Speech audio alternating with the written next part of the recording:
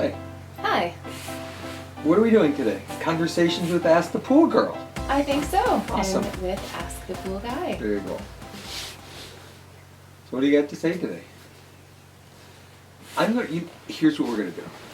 I'm going to let you share some of your marvelous insight, because if I get started, I'm going to talk a lot. So instead what I'm going to do is I'm going to step back and let you run with it for a Have the little bit. first 4 minutes. You can have the first 4, I'll have the next 40. No, I'm sorry. Okay. So thoughts? Thoughts on the pool business? I guess just kicking off the conversation, you and I had some talks this week about our team, and I have to say, the month of May is typically the busiest for any pool company. I know a lot of construction industry people would have the same thing, that when spring arrives, everything gets rolling. Our team this spring, both on the construction side and on the service side, but especially on the service side, Kick ass. have been working crazy amounts of hours. And we were talking about this today, that Mark, our head service guy, likes a crazy amount of hours, and we give him probably almost more than he can handle, but he always handles it. And if he said that, hey guys, this is really too much, you have to scale it back, then we could. I don't know what we would do with all those people. We'd have to hire probably 3 people to help offset what Mark can do alone. But just crazy amounts of work has gotten done on the service side in the last month. As well as on the maintenance side too, not just the service, but specific like pool maintenance. Yeah. That seems to be a growing part. And, Let's talk about and that. look at the people that are stepping up. Yeah. It's very cool. Yeah. Well, when we build a Legendary Escape pool, kind of switching from service a little bit to construction, we use so much concrete and sculpting and coloring and different things like that, that often after a year or two, those need some love, because we're in Michigan. We've got the elements. We have winter and freezing and snow and rain and all of that, which if it was a natural stone, it would just wear the stone, but you would still see color coming through. But because we do concrete and then we finish it, it needs a little bit of love and upkeep. And before this season started, one of the things that we had talked about was just loving on our pools a little bit. And I know we've gone to some and they've made us a little sad because they've really needed some love, but we get Karen and Jesse out there with coloring and with fixing up, and these just pools a few hours, they just sparkle. Look beautiful. So something to remember for our Legendary owners is every year or two we're going to need to just, spend some love on your pool, and that'll breathe freshness back into it. I think what happens, I'm trying to guess why some customers, we don't get that interaction all the time. One of them that we're talking about recently here is just with a few hours of freshening up, it's just a world of difference. And I think the homeowner gets into that mindset that this is just the way it's going to be. And then next year, it's a little bit more worn down, and they don't notice it so much.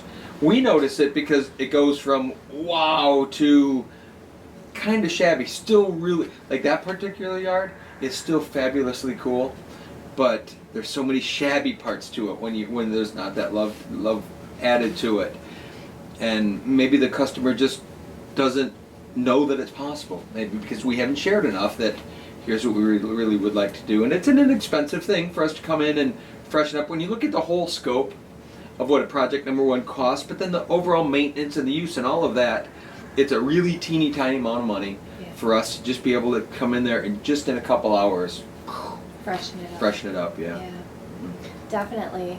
I know our team as well, and we've talked a lot about the give a shit factor of people on our team, and we have that throughout our entire team right now, which is just beautiful.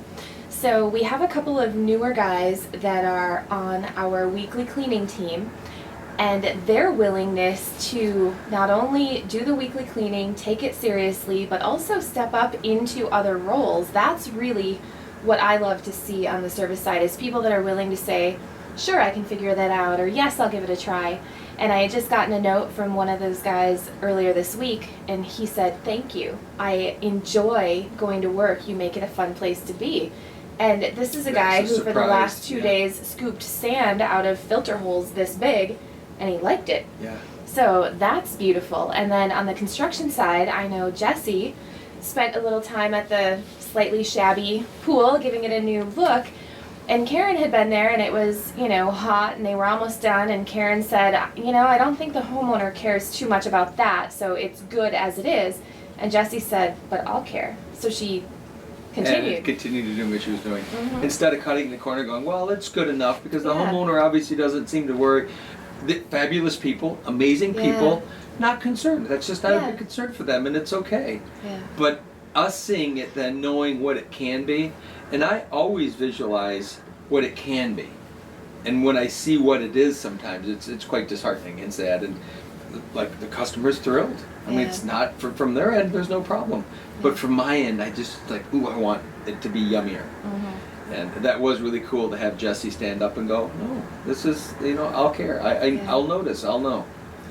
The other thing that's interesting and yet a little, I wouldn't call it a concern, but when we bring on new people into the company, we know that working for us is often a stepping stone to bigger and better things in their life. And it's really great when somebody decides bigger and better, like in the case of Karen or Mark, is going to continue to be in the pool company. Or like we obviously decided the pool company is the place to be. So Mark on our service team has his littlest brother, Joe, working with him this spring on pool openings. And to go from zero pool experience to being the grunt on a pool opening team for 100+ hours a week. For 100 hours a week, that takes a little bit of determination, and especially if the days are long and things are going, sideways sometimes, being able to just withstand that and do a great job is awesome. And I know Mark was talking to me earlier this week that Joe never complained. He does what he needs. He's there, when Mark needs him. So just kudos to that. And I said, okay, great. Do you think he'll come back next year? Because hopefully when somebody has that kind of work ethic, we get to keep them around for a while. At least for a number of years. Knowing that they might move on. But then it's the ones who really take to it and decide they like the variety, they like working outside, they like the environment that especially we're creating in our company. Yeah. That is just phenomenal. Well, playing off of that, I gave you the 4 minutes, and now I'm going to jump in. No, I'm sorry. Last night I was at the wedding for Matthew. Matt worked for us for many years, and at the wedding, his older brother Michael, who also worked for a few years, did a toast, and in the toast, he talked at length about how much the pool company was such an important part of Matt's life. Michael made the statement that it got him through high school and it paid for his college, which was really cool because, you take a young kid and you teach him to work. And everybody raved about him. All these people I didn't know that were his people that when he in the military stuff just raved about him, and all these people that I didn't know were talking about him. And then knowing that a good portion of his work ethic and his ability to do all that was a direct result of coming here and busting his butt when there was a job to get done. And there were 2 guys there. Okay, there were 4 guys, 4 of his friends worked for us along the way, but there were 2 main ones. A couple of them only worked a few days, but 2 of them, Ari and Jason, were both guys that were with us for summers, at least 1 full summer each. And I remember watching Matt push these young kids to work their tails off. And it was Matt's ability to say, no, we need to do this, and each of them saying, well, we can't.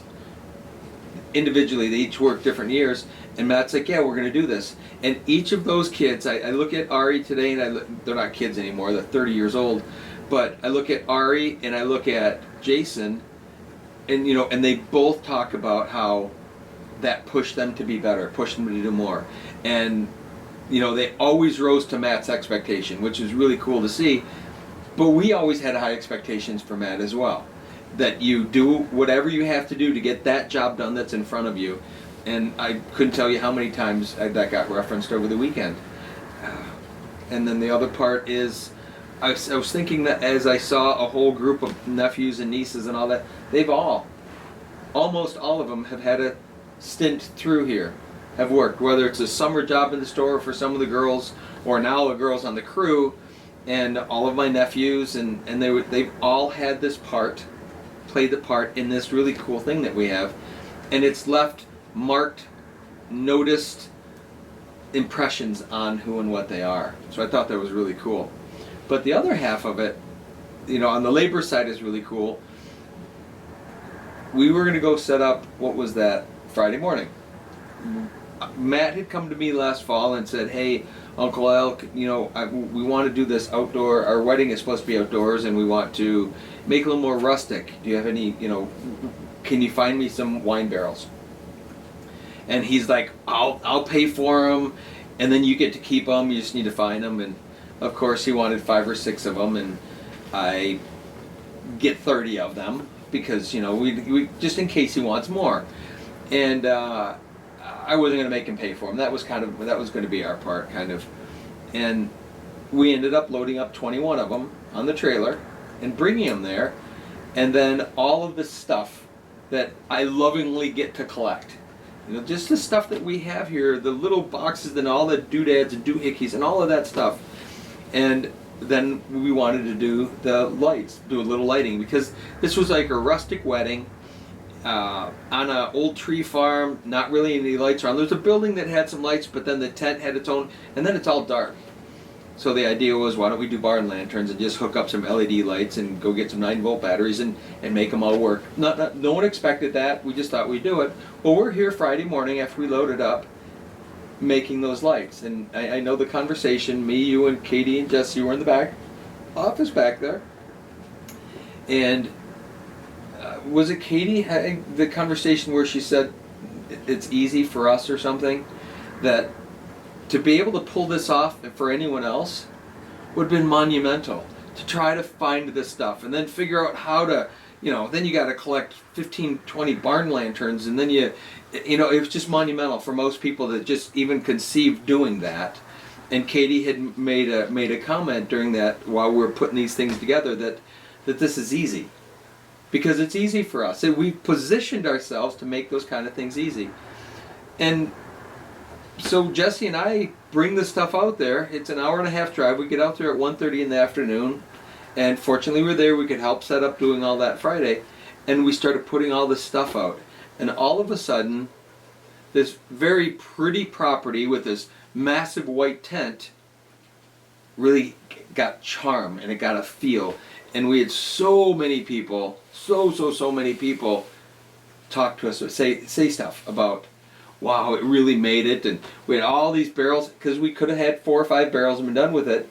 But by having 21, they lined them up on 2 sides of the tent with lights on each one of them, and there was a display. There was several of them. It was all displayed. The whole arch where they got married, we had decorated. We brought rope, and we had horse yokes, and we had all that stuff, and barn lanterns hanging. And so the $1 million question: did you get pictures? Somebody did. I didn't. Way But to it was go. but it was very cool, because the wedding was they were all in cowboy boots. The men had jeans and vest on, and the women each of the girls standing had different colored dresses with cowboy boots, and so it kind of worked the whole theme. And it took nothing to do.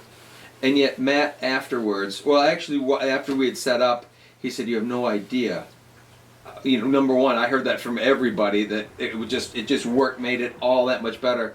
But he said they had talked to somebody about doing some decorating or something, and it was gonna be like $6,000 to $8,000 just to do this little dress up.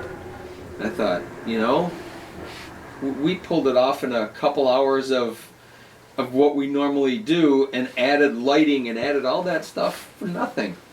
Really, in terms of cost, sure, we bought the barrels, which you're going to use for something else anyway. I mean, that was the intent, wasn't just for that, it was for other things. But in terms of specific for that event, I bought 9-volt batteries. We had all the barn lanterns, we had all the LED lights, we had all the fittings and all the stuff. I bought 3 cans for $3.50 a piece of the frosted glass, just so we could frost the outside. I didn't even take the time to frost the inside. It was temporary. We can do that later when we need to use the barn lanterns for something. So, a couple sets of batteries, a couple things of spray paint, and a little bit of time. Really, that was my investment into this, which he kept saying was easily your $6,000 to $8,000 of decorating. And I thought that was really kind of cool because it helped me recognize all the more the unique position that we're in with our company, because we're thinking long game. Having this stuff isn't about just the next project or just the next moment. It's about having it when opportunity arises.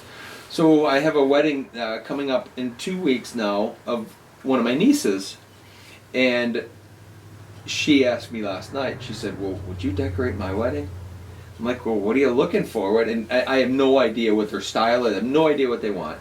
And I said, well, I'll certainly can do something. What you need. And so I'm going to go out there that couple days before the wedding and come up with something for her. But it's that idea that it's not hard if you position yourself to make it easy. That would be monumental. Going to Michael's and buying all of your own little crates and coloring them, and that would just be this monumental task. That's just to decorate the tables. But to put these vignettes together would be, for most people, a really difficult thing. And people just don't understand what we do, because it was so big. And to me, no, it's just, this is what I do. This is what I love to do, and that's what I get to do. And someone had made a comment, well, you should start a business because you not only have the stuff, but you have the design ability, you have the eye for it, and you have the... No, I don't want to do that. Well, we already have a business. Oh, we do, but I mean specific to setting up wedding venues and stuff. Oh, I could see you enjoying that day in and day out. That would be thrilling. You Me of all people. always wonder what to do when you're done in the pool industry. I guess wedding planning is just right up your alley. Well, it is really kind of interesting. Just kidding. It's really amazing though, and it gets to Uncle Al, the wedding planner. Yeah, go creepy Uncle Al. It's really interesting to live in that sort of juicy, savory part of life, and that's what I call this. I don't know how many people said, where do you get this stuff? Even a guy this morning as we're loading up, where do you get all this stuff? Well, let's see. And I start listing off the types of places because most people would just not stop to look. Garage sales, antique malls, flea markets, auctions, you name it. See something on the side of the road and stop and ask, and you just don't know. You just don't know if someone's ready to sell it or not, and they may be desperate for the money and they have no idea that bell sitting in the front yard they could sell. You just don't know that. The reason I say that is there's a bell hanging in a front yard that I've been passing every time I go to Bay City. It is a massive bell. I'm like, I'm going to have to stop someday because they might need to sell that. I don't know. I don't know what I would do with it, but it would be the coolest. A bell this big around hanging on a post or something would be really cool. But you just never know. So. Well, another sore spot that we could poke at a little bit here today is having cool stuff and finding out that there was a guy just up the road from you that had train cabooses in his yard. He lives on my road a 1.5 miles north of me. And he scrapped one of them. 2 years ago. 2 years ago. A perfectly, wonderfully, literally salvageable train caboose. At the same time, or thereabouts, slightly after that, here's me going to look at a fully restored one and wanting to buy it at an auction, thinking, how could I move it? How could I do anything? And here's a case where they scrapped it right from in front of my face, and I would never have known it's there. I still can't even imagine. I asked him, and I told the guy that if I could come back there and look at the other one. He said, of course. And yeah, who knew? It's sad. When I think about how cool that would have been to just gotten the carcass. Even if they'd already ripped the caboose apart, we could have moved it and then rebuilt something on it. I mean, that would have been the easy part. All the rest of the stuff was there. And who knew?